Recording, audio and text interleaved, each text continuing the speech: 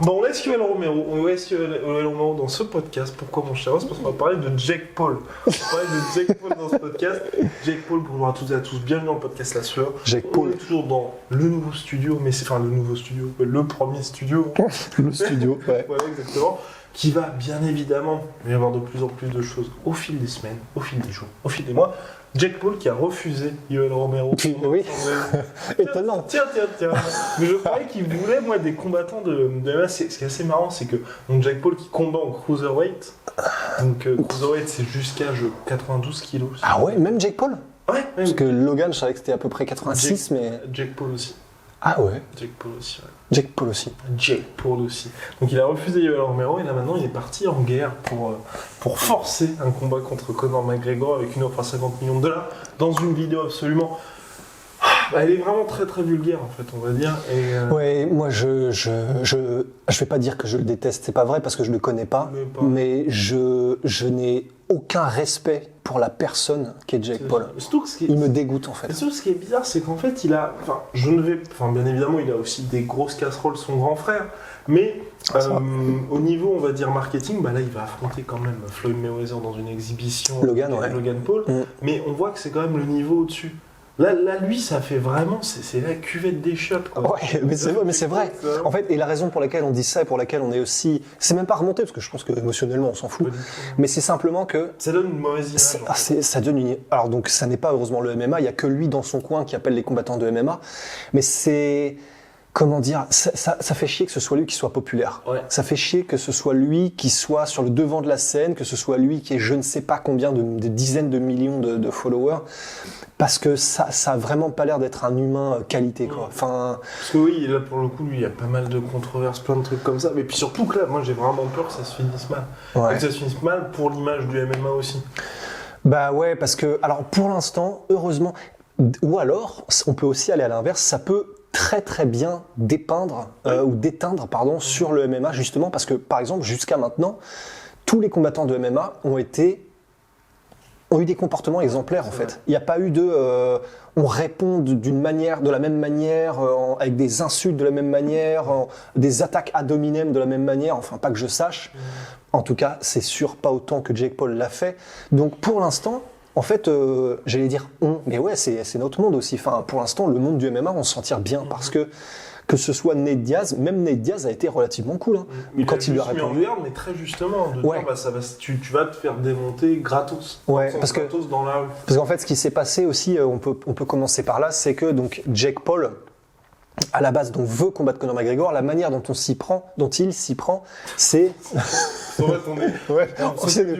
C'est nous les cerveaux. Mais la manière dont il s'y prend, c'est que pour atteindre McGregor, de la même manière que c'est pas comme pour ça que l'avait fait Khabib, c'est pour ça en revanche que le fait Jake Paul. Mais quand Khabib avait été mettre un coup de pression avec en mode Bane à Artem Lobov, Conor McGregor avait pété un câble ensuite pour protéger entre guillemets son ami. A raison, ouais, c'est beau, ça c'est la loyauté, c'est beau quand même.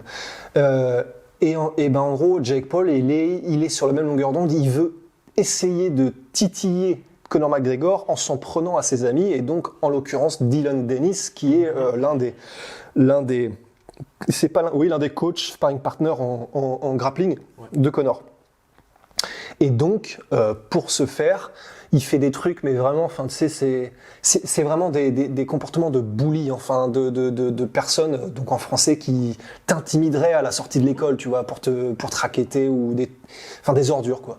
Et en gros, il a ce comportement-là avec Dillon Danis, et ce qu'il a fait donc récemment, et qu'il il a pris son pick-up, et à l'arrière de son pick-up, il a pris des bombes à eau, et puis je sais plus trop quoi d'autre, et il a été en gros jeté dans la rue des bombes à eau sur Dillon Danis, etc. Et d'ailleurs, la vidéo, perso, je trouve que Dillon Danis en sort plutôt stylé, tu vois. Parce que moi, je pense je veux pas dire qu'ils sont arrangés tous les deux, mais il y a pas mal de discussions sur un combat entre les deux. Scott Coker a dit que mine de rien, il laisserait Dillon Danis faire le combat en boxe anglaise. Mais je trouve ça bizarre, c'est comment il savait qu'il était là en fait. Oui, c'est vrai. Non, ça paraît un peu mis en scène, potentiellement.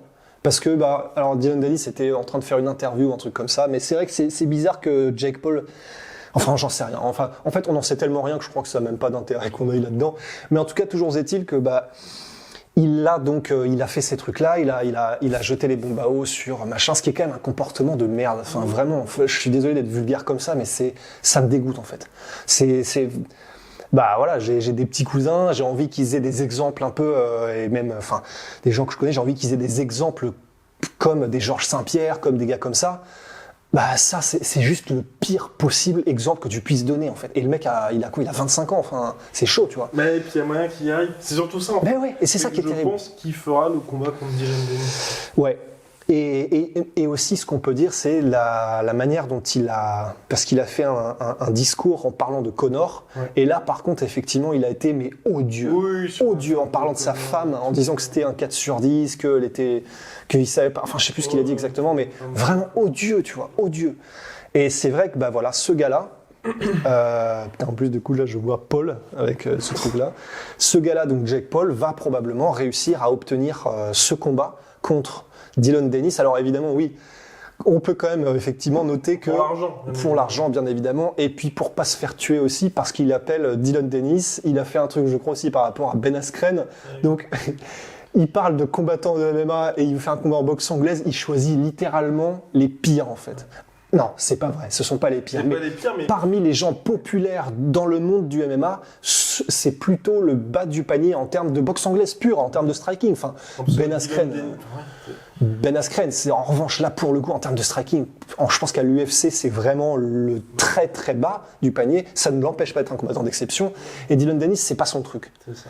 Donc il choisit ses victimes, c'est clair, quoi. Mais évidemment, j'ai envie de dire, ça fait partie de la stratégie marketing de Jake Paul. Et on en parle, donc quelque part il réussit son coup, tu vois. Mais et peut-être que ça va se faire.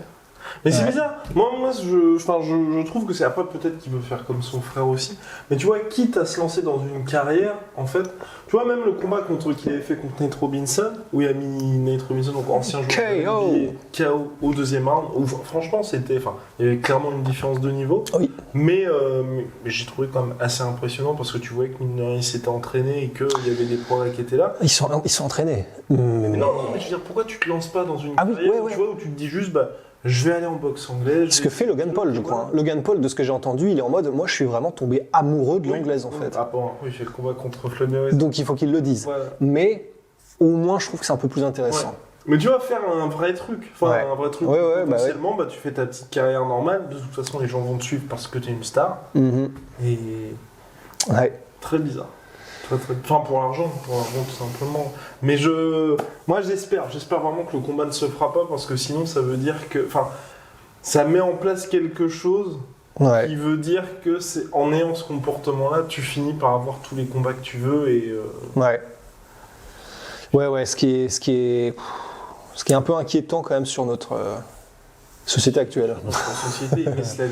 mais cela dit, voilà, Jake Paul, ils ont quand même fait donc comme main event de Mike Tyson contre Roy Jones qui a fait, les chiffres sont tombés, donc il y a d'abord 1,2 million qui est sorti, donc plus gros pay-per-view de l'année quand même, qui a égalé bien évidemment l'UFC 251, Masvidal contre Kamaru Usman, et ensuite le CEO, donc on va prendre ça avec des pincettes aussi, de Thriller, donc de Triller, ouais. Qui est l'application qui avait récupéré les droits, a lui annoncé 1,6 million de pay-per-view. Donc là, en fait, 1,6 million, c'est le plus gros pay-per-view depuis Conor McGregor contre Khabib. Et en boxe anglaise, c'est le plus gros depuis McGregor contre Mayweather. Purée. Mais en vrai combat, depuis Pacquiao contre Floyd. C'est ouf quand même. Hein. Ce qui est fou. Ouais. Pour une exhibition. Ce qui est fou. Mais ça veut dire que ça marche. Et c'est comme là, le combat... Logan Paul contre Mayweather, ils sont persuadés de faire plus d'1 million. Parce que là, le pay-per-view est sorti, en fait, il est à 29,99$. Et je crois qu'il passe à 39,99$ quand ça atteint le million. Ou c'est peut-être pas exactement ce niveau des chiffres, mais t'as des paliers, en fait. Et la semaine du combat, il est à 69$. Donc ils sont vraiment sûrs de leur coup. Et ça va cartonner. Hein. Ouais, c'est sûr que ça va cartonner. C'est une des plus grosses stars de YouTube. Mais ça m'étonne. Logan Paul et... Parce que sportivement, il n'y a aucun... il n'y a aucun match. Mais le problème, c'est que c'est pour nous, parce qu'on le sait, parce qu'on est dans le sport. Ouais, mais pour les gens casual, ils vont juste te dire, putain, il y a 20 kilos d'écart ou 25, il a sa chance. Je sais pas. Parce que je me disais, à la rigueur, Roy Jones Jr. contre Mike Tyson, il y avait un petit suspense. Enfin, il y a un petit suspense. On était tous confiants pour Mike Tyson, mais quand même, Roy Jones, c'est un des plus grands de tous les temps, extrêmement talentueux, qui était quand même en forme toujours. Voilà, là, je vois pas pourquoi les gens vont payer. Mais parce que je pense que la majorité des gens qui vont payer ce pay-per-view, ce seront peut-être probablement même pas des fans de Logan Paul. Ouais, voilà, Ah, oui. et pas des fans de boxe anglaise. Logan Paul va réussir évidemment via ses différents canaux médiatiques à vendre l'idée que lui est un monstre par rapport à Mayweather. His head is too small. Ouais, voilà, tu vois, il va prendre, je sais pas, il va prendre des silhouettes taille réelle de Mayweather, se mettre à côté et faire putain, c'est ça mon adversaire. Enfin, tu vois, des trucs comme ça probablement. Et donc, il va réussiir à vendre à ses fans l'idée que, ce que vous voyez, le petit mec là, c'est le champion du monde, meilleur de tous les temps de boxe anglaise. Vous avez vu comme je lui claque la nuque comme une brindille. C'est quoi déjà dans Predator je te pète la nuque entre les doigts. mais voilà, il va probablement réussir à vendre cette idée-là. Et pour des gens, enfin, tu vois, je sais que moi, il y a pas mal des gens que je connais qui ne sont pas fans de sport de combat. Quand je leur ai montré des vidéos de Tyson, et ils étaient en mode c'est pas très impressionnant. Mais en fait, parce que j'ai pas compris. Et en gros, du coup, je leur ai demandé mais pourquoi machin. Et en gros, ils m'ont montré d'autres vidéos où c'est genre Don Fry contre je ne sais plus, Takayama, je crois. Ouais, quand les deux ils se... Ouais, voilà, et qu'en gros, tu prends tu sais, c'est la patate de maçon que tu vas chercher derrière le dos, tu fais des grands arcs de cercle. En gros, plus c'est spectaculaire au niveau des grands gestes, des machins, plus ils ont l'impression que les gens tapent fort, que c'est impressionnant, etc. Et donc, en fait, je pense que ça, c'est la majorité des gens. Et du coup, en fait, ça se trouve même, ils vont regarder des combats de Mayweather et se dire, putain, c'est ça, c'est nul, parce qu'ils vont pas comprendre, en fait. Et donc, je pense que Logan Paul n'aura aucun mal à vendre à des gens qui ne connaissent pas les sports de combat, qui va pouvoir éclater Floyd Mayweather. Vraiment, je pense qu'il va pas avoir du mal à leur vendre. Voilà. Et donc, il va vendre le pay-per-view, et c'est simplement au moment du combat qu'on va se rendre compte que, pour le coup, même s'il fait 25 kilos de moins, il va jouer avec, en anglaise en tout cas. Si c'était du MMA, par contre, je pense que Floyd est mort, parce qu'il fait de la lutte, le gars Logan. Mais en anglaise, ça va être une boucherie, il va jouer avec, quoi. Mais bon. Réponse en février 2021. D'ici là, l'opération 50G se poursuit. N'hésitez pas à liker la vidéo, à vous abonner, ça fait toujours plaisir. On se retrouve ce week-end particulièrement chargé. On ne sait pas encore comment on va faire, mais en tout cas, soit il y aura des vidéos comme d'habitude au format podcast, soit peut-être des lives. On vous tiendra au courant sur nos différents réseaux. C'est vrai que maintenant tout est possible. Maintenant vu que tout est possible. le studio. Tout est possible, regardez. Non, ça marche toujours pas. Ça ne marche toujours pas. Mais bref. On vous tient au courant, à très vite pour de nouvelles aventures. Big shout out à MySweetProtein, moins 38% sur tout MyProtein avec le code la sueur et moins 10% sur tout Venom avec le code la sueur. Et puis la sueur store, c'est pour les fringues la sueur. A plus dans le bus.